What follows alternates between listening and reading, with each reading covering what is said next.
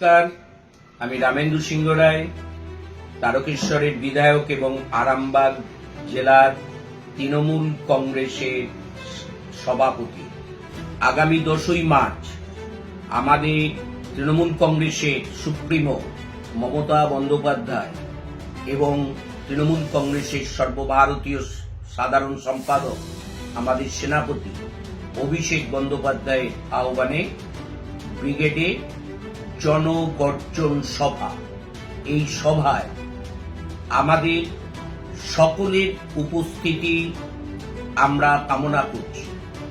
শুধু তৃণমূল কংগ্রেসের নয়, বাংলার সমস্ত জনগণকে এই জনগর্জন সভায় আসার আহ্বান জানাচ্ছি।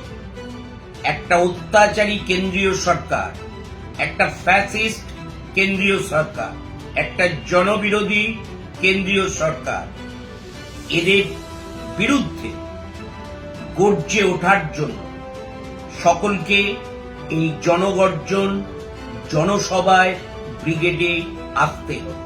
নেত্রী মমতা বন্দ্যোপাধ্যায় এই সভায় কেন্দ্রের বঞ্চনা, খেটে খাওয়া মানুষের পরিশ্রমের টাকা না দেয়া, আবাস যোজনার টাকা না দেয়া, গ্রামীণ রাস্তার টাকা না দেয়া, এর বিরুদ্ধে তিনি বার্তা দেবেন। তাই আপামর আরামবাগবাসীকে আহ্বান জানাচ্ছি, নতুন আলোর সন্ধানে, নতুন দিশার সন্ধানে সকলে আসুন 10ই মার্চ বেলা 11টায় ব্রিগেড প্যারেড গ্রাউন্ডে জনগর্জন জনসভা।